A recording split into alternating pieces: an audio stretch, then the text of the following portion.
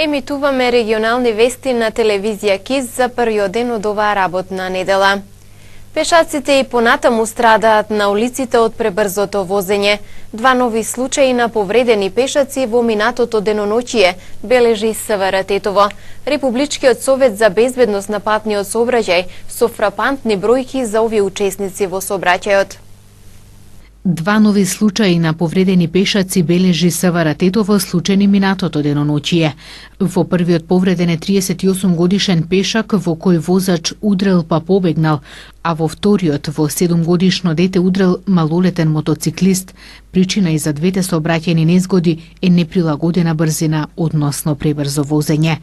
И статистиката на Републичкиот совет за безбедност на сообраќајот, како и СВР Тетово, со фрапантни бројки кои говорат дека 25% од вкупниот број загинати и повредени лица во сообраќајните незгоди во Македонија се пешаци. Според нив, изразено во апсолутни бројки, во нашава земја во просек годишно од 30 до 35 лица пешаци го губат животот во сообраќајни незгоди. Ги прашуваме тетовци колку внимаваат додека се движат по улица. Многу, ви кажам многу. Зашто стварно не се поштува премин на бело, мислим, нигде. Пред неколку дена, 10 дена има, една жена, албанка, не е важно се, албанка, македонка, скоро да ми изгази. И на 30 метра допри и излезе и дојаѓа кај мене. Викам, што доаѓа се? Подобро да се ми изгазила. Вика, фала. На албански вика, јас се извинувам.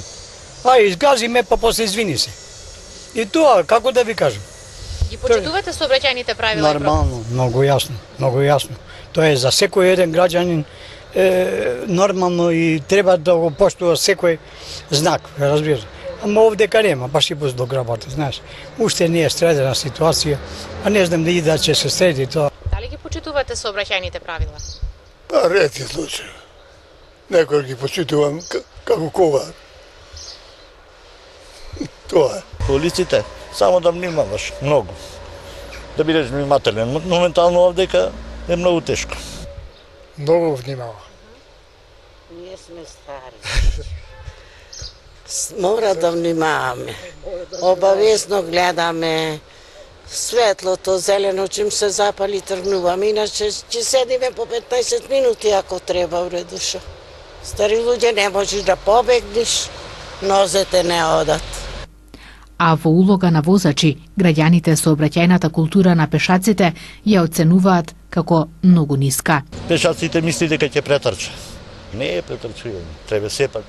Само и овдека, и семафорите, и тоа, кој работи, кој не работи, кој поштuje, кој не поштuje, е многу мало. А како кој? Дали поминувале на пешачки премин, внимавале на предност? Ретки случаи, ретки. Луѓе ја посматра, видат, проаѓа, ама возило пред нив, они се тера по своје. Инаку жителите на скопската населба Ѓорче Петров за денес најавија нови протести поради вчерашниот инцидент во кој автомобил удри во 10 годишно дете, кое, како што објавија некои медиуми, имало внатрешно крварење, напукнат череп и исчашување на едното рамо. На неколку делници во оваа населба често има сообраќајки поради пребрзото возење.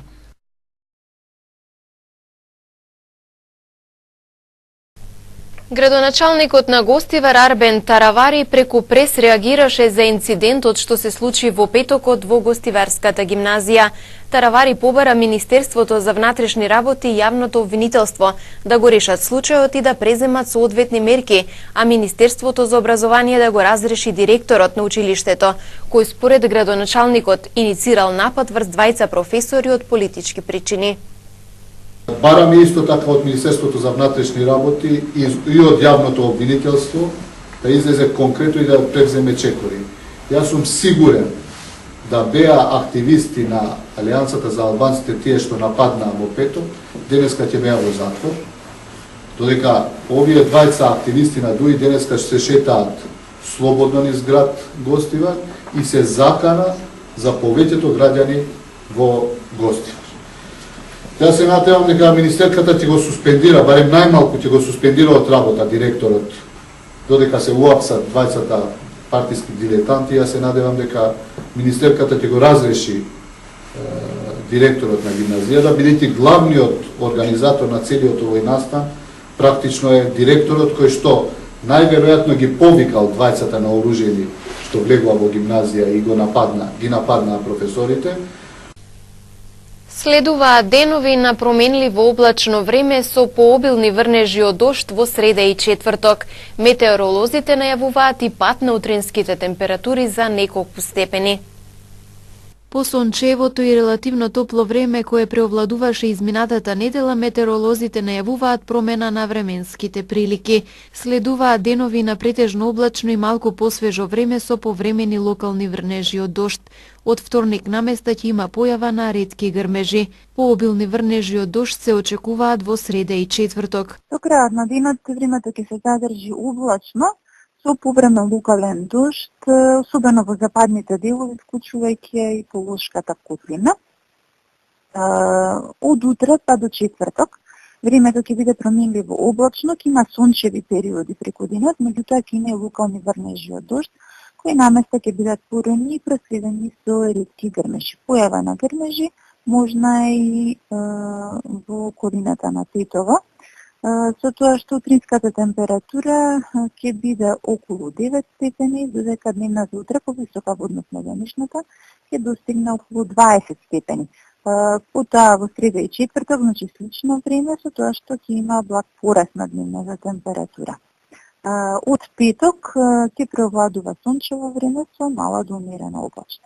Според прогнозата на Управата за хидрометеоролошки работи, ќе има опаѓање на утринските температури за неколку степени. Во петок најниската утринска температура во Полошко ќе се спушти до неколку степени над нулата. Со оглед на температурните варијации, по свежи утра, а потопло преку ден, лекарите советуваат граѓаните да преземат мерки за заштита на здравјето, како соодветно слоевито облекување, внесување на повеќе течности и свежа храна како овош и зеленчук.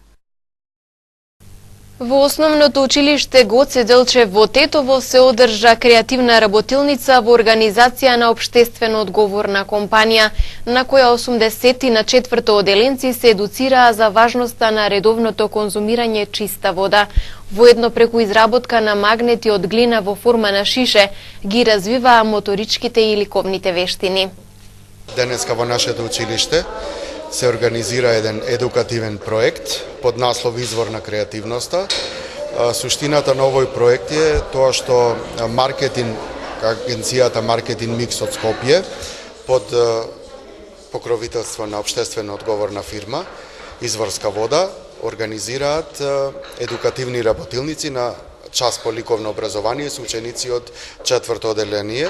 Поделени се учениците во 3 групи, значи цела генерација учествува, настава на македонски и албански јазик, со тоа што целта е на овој проект, на овие активности по ликовно образование, да во придружба со ликовен модератор асистираат со учениците и изработуваат украси по желба. Мислам дека тематиката денеска им е шише од полимерна глина, која што ќе биде навидум некој си магнет за фрижидер, која е целта, да кажам, и на оваа едукативна работилница, учениците да го сватат значењето за употребата на водата.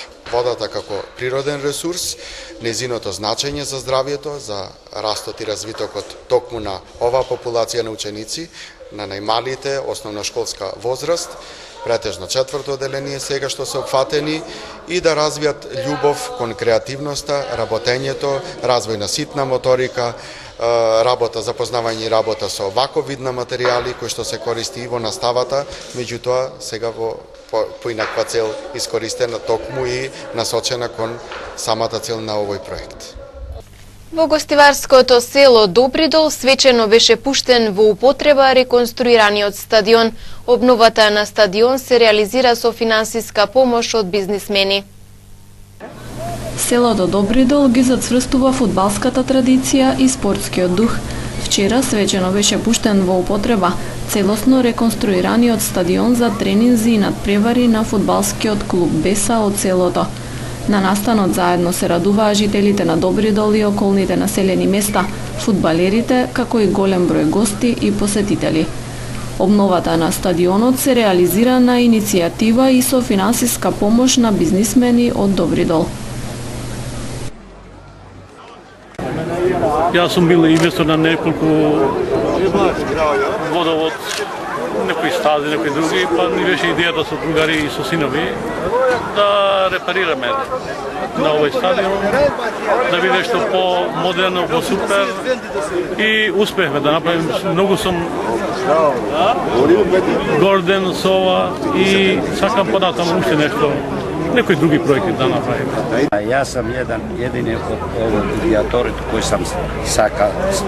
Желио сам да нешто болje за нашо семејство да направам, јер јас сам и бивши фудбалер на ФК10.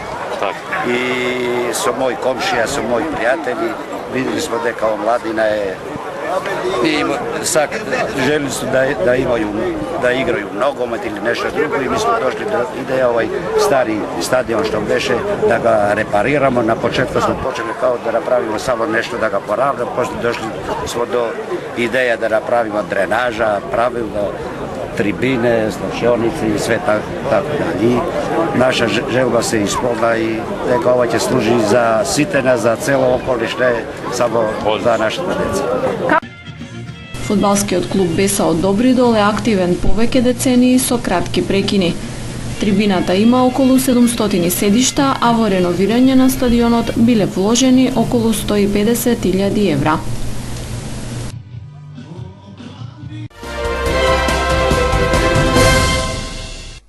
Просветната инспекција во основното училиште Гоце Делчев во Неготино, каде се степаа ученички, утврди неправилности во работењето на одделни оделенски раководители, кои педагошката евиденција ја воделе со пропусти. Се мисли на пропусти при регулирање на изостаноците од страна на одделни оделенски раководители. Тие требало да достават предлог до соодветните органи во училиштето за изрекување соодветни педагошки мерки. По извршената инспекција ќе го сторат тоа со цел позитивно да се влијае врз однесувањето на учениците и да се постигне поголемо чувство на одговорност и спречување на негативно и асоцијално однесување, велат за Мија од Министерството за образование и наука.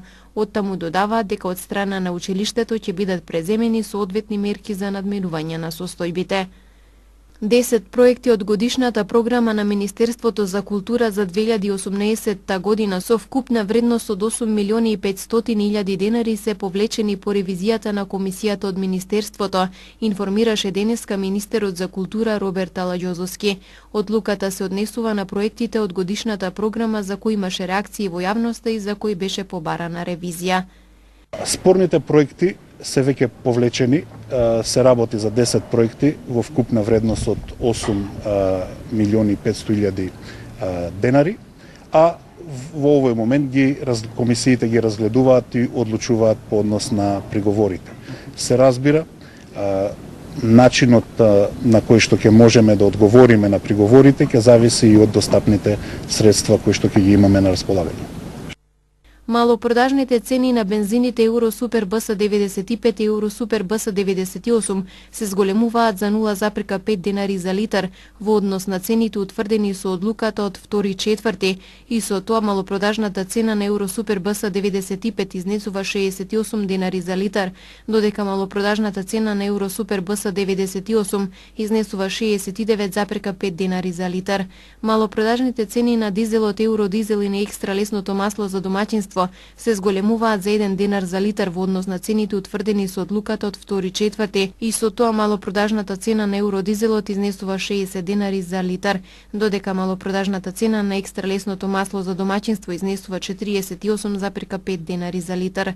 Малопродажната цена на мазутот се зголемува за 0,68 денари за килограм во однос на цената утврдена со одлуката од 2.4 и со тоа цената на мазутот изнесува 28,72 денари за килограм. Фудбалскиот клуб Тетекс со победа над екипата на Гостивар сериозно чекори кон средината на табелата и избегнување на опасниот дел на табелата за испаѓање од втората лига. По поразот на гостиварци, Македонија Ѓорче Петров е прва на табелата со освоени 38 бода.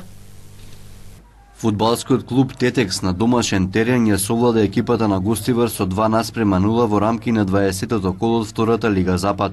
Головите ги постигнаа Минитор Сали во 39-та и Филип Јовановски во 84-та минута. Со победата над фаворизираните гостиварци, Македонија Ѓорче Петров се искачи на врвот на табелата со освоени 38 поени, 1 поен предност пред екипата на Гостивар. Екипата на Тетек со победата над Гостивар сега е на 7-мо место табелата со освоени 26 бодови и сериозно чекори кон средината на табелата со цел да ги избегне последните неколку места кои значат испаѓање од втората лига. Во наредното 21 коло Тетек гостува на Евромилк.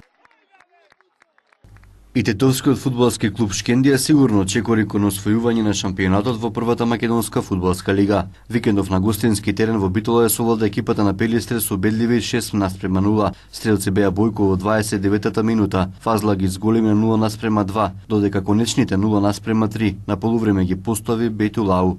Шкендија по само 10 минути игра во второто полувреме преку Стенио Жуниор с големе 0:4. Капитенот Алими го постигна можеби голот на колото, откако 30 метри го матира битолскиот голман. Конечните 0:6 ги постави Радевски. Со победата над Пелистре Шкендија затврси лидерската позиција во првата македонска фудбалска лига со освоени 69 бодови пред екипата на Вардар со 49 бода. Во следното 28 коло е дербито Вардар Шкендија, што се игра на 18 април во Скопје.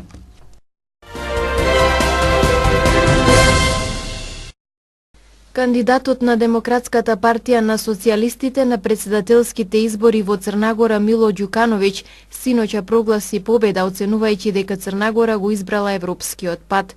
Ѓукановиќ освои 54% од гласовите во трката со другите 6 председателски кандидати. Десетти илјади луѓе присуствуваа денеска на протест во Братислава, од кој е побарано спроведување истрага за убиството на словачкиот истражувачки новинар Јан Куцијак и неговата вереница.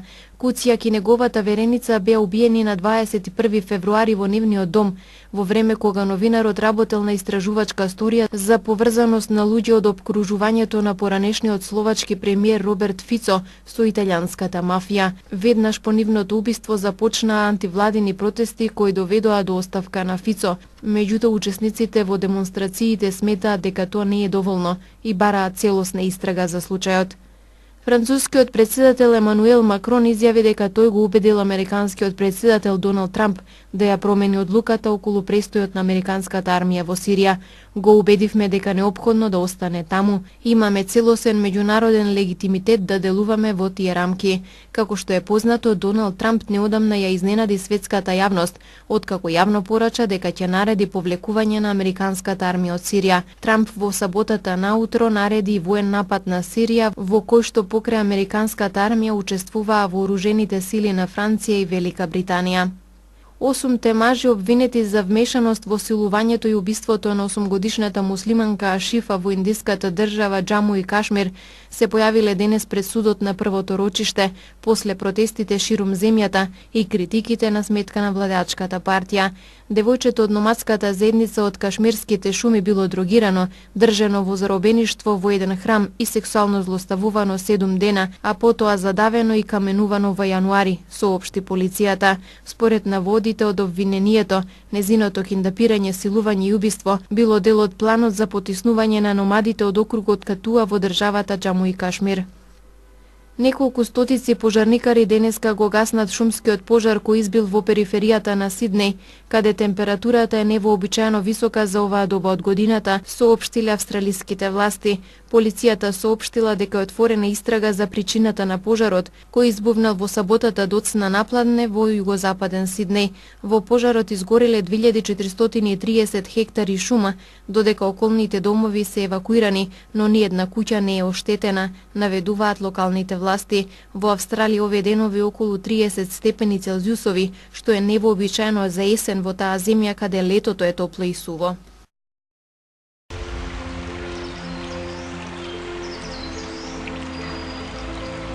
Денес имавме претежно облачно време со повремени врнежи од дожд. Утринската температура се движеше од 7 до 10 степени, а дневната од 16 до 19 степени.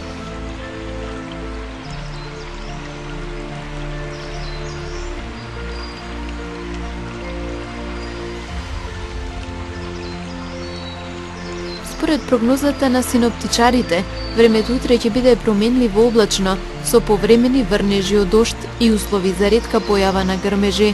Утринската температура ќе се движи од 5 до 11 степени, а дневната од 16 до 20 степени.